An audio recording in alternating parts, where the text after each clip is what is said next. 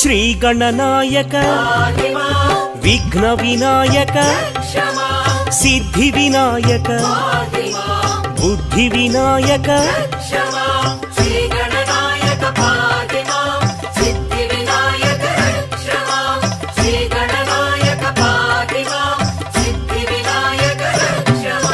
మూషిక వాహన